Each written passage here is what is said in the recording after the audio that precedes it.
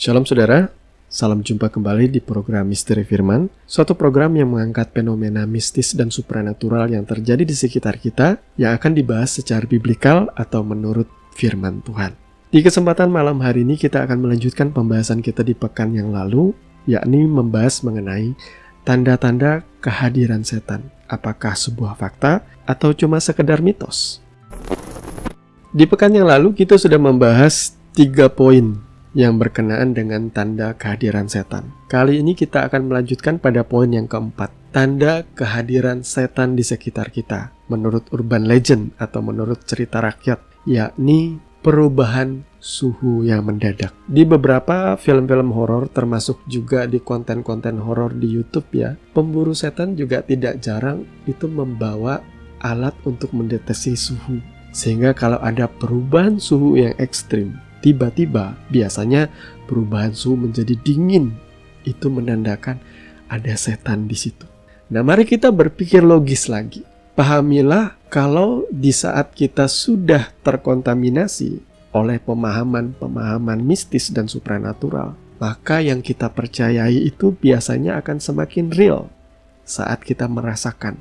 Kadangkala orang itu bisa membuat itu berlebih-lebihan. Contohnya dulu ketika saya masih aktif di dalam pelayanan ke desa-desa, saya biasanya menggunakan kendaraan roda 2. Dalam perjalanan itu ya, saya banyak melewati desa-desa yang sepi. Desa, hutan, rumah penduduk itu jarang-jarang, jauh-jauh. Sampai satu kali saya lewat, saya kaget gitu ya, lihat ada yang putih-putih seperti pocong di atas pohon. Tetapi karena saya sudah di dalam Tuhan, ada beberapa pemahaman saya yang lama dari mitos-mitos atau urban legend. Biasanya kalau malam-malam ya kita ketemu pocong ya. Tapi karena saya sudah di dalam Tuhan, saya percaya di dalam diri saya ada Tuhan Yesus yang tidak pernah meninggalkan saya. Saya tidak perlu takut setan, saya pikir. Jadi saya membelalakkan mata saya sambil saya lewat, saya lihat, oh ternyata itu ada buah nangka yang dibungkus dengan kantung plastik warna putih. Buah nangkanya memang besar sekali. Dan dari jauh itu kelihatan memang seperti pocong. Kalau seandainya pemahaman saya itu diracuni oleh konsep-konsep urban legend atau cerita rakyat, saya pasti akan balik arah tunggang langgang mengendarai motor atau bisa masuk parit karena ketakutan. Jadi saudara tidak perlu takut dengan yang namanya perubahan suhu, perubahan udara. Kalau kita memahami perubahan suhu udara itu biasanya menjadi sebuah pertanda. Kalau suasana malam hari terasa panas, lembab, itu pertanda sebentar lagi akan turun hujan. Kalau tiba-tiba ada terasa panas, kemudian terasa dingin, saudara cek deh di sekitar saudara, apa ada kipas angin yang hidup, atau ada AC, atau mulai berpikir logis. Saudara mungkin sedang berkunjung ke rumah keluarga yang rumahnya itu dekat tepian sungai, itu memang akan terasa sangat dingin malam-malam. Lagi-lagi saya cerita dari pengalaman saya ya. Ketika saya naik sepeda motor menuju ke tempat pelayanan di sebuah kabupaten, saya berangkat dari kota saya.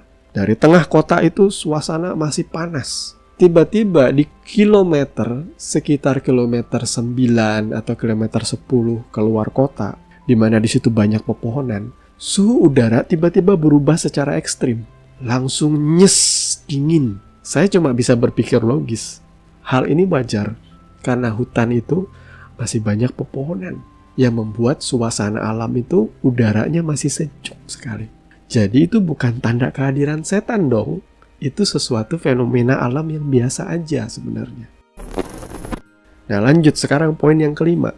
Orang banyak kali mengaitkan kehadiran setan itu ialah ketika ia mengendarai kendaraan roda 4 atau roda 2 dan kemudian ketika ia menggeber kendaraannya terasa berat.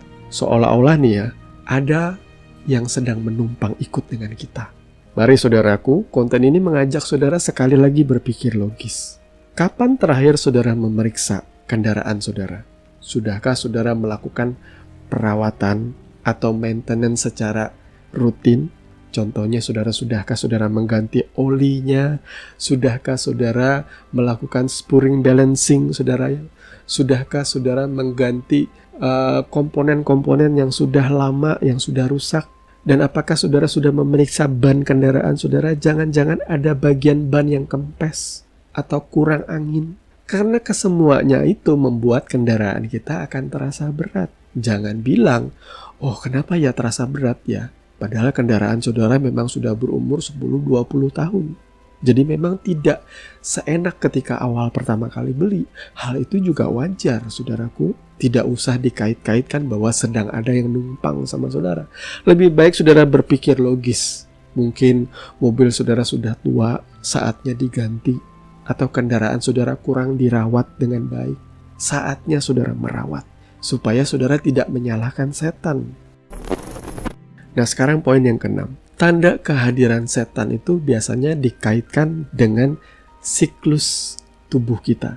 Katakanlah malam-malam kita tiba-tiba terbangun sekitar pukul 1 dan pukul 3 dini hari. Kita mulai mengaitkan bahwa bangunnya kita itu oleh karena ada kehadiran setan di sekitar kita yang tiba-tiba mengganggu siklus tidur kita.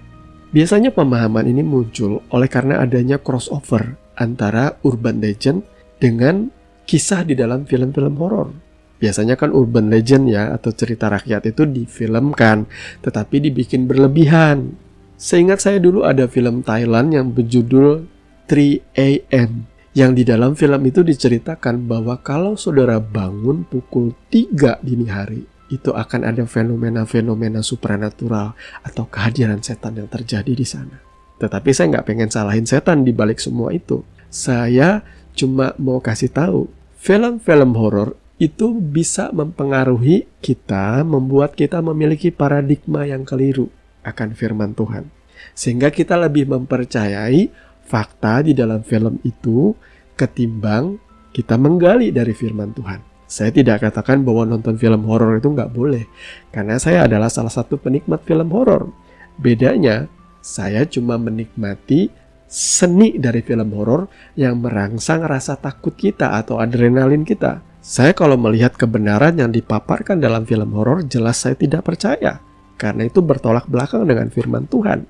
Karena ketika saya nonton untuk menikmati story-nya atau ceritanya. Bukan mempercayai fenomena mistis di dalam film itu. Sampai sekarang kalau saya nonton film horor, saya tetap kaget juga kalau di jump scare. Tapi nggak pernah tuh saya sampai membawa ketakutan itu dalam hidup saya. Karena apa? Karena saya lebih mempercayai firman Tuhan.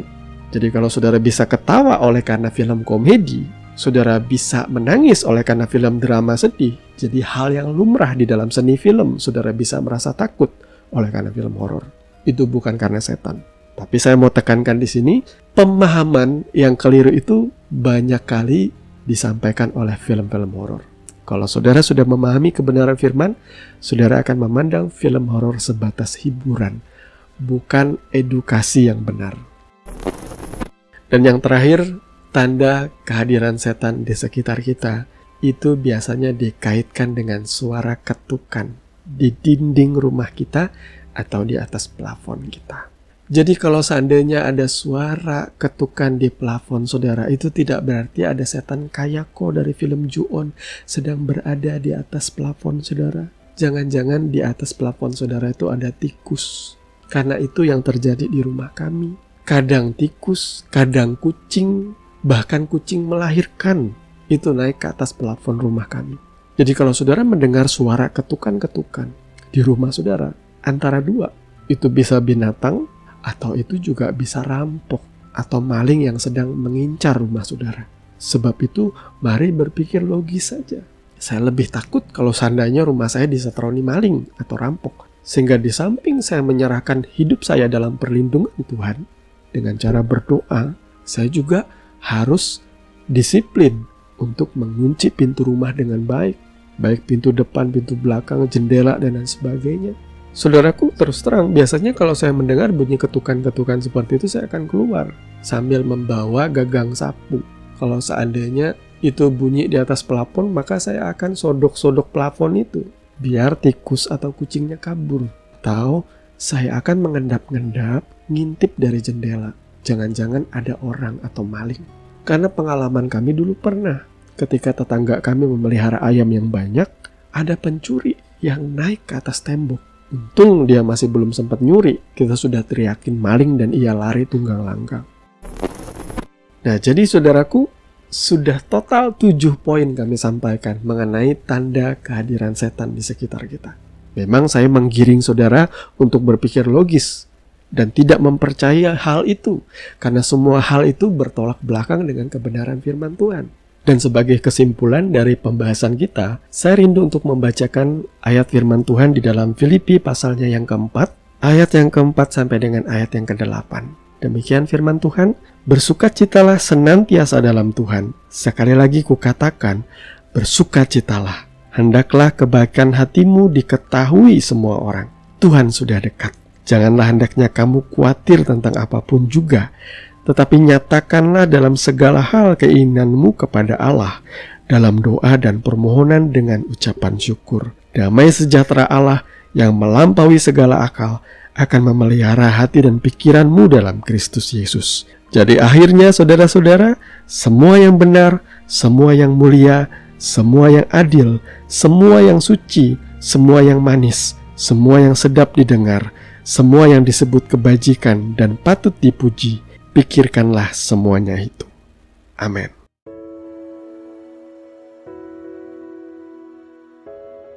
Saudaraku yang dikasihi Tuhan, mari saya mau mengajak saudara untuk kita pertama-tama lebih takut akan Tuhan daripada takut akan setan. Saya pernah sampaikan begini, bahwa kalau kita takut akan setan, kita bisa lari kepada Tuhan, tempat perlindungan kita. Karena kita tahu setan tidak berani dengan Tuhan. Tapi kalau seandainya kita menjadi musuhnya Tuhan, seteru Allah, kemana kita bisa lari mencari perlindungan? Tidak ada tempat yang tidak bisa Tuhan temui. Tidak ada yang tersembunyi di dalam pandangan mata Tuhan. Sehingga layaklah bagi kita untuk pertama-tama lebih takut kepada Tuhan. Takut menyakiti hati Tuhan. Takut dengan dosa dan kejahatan.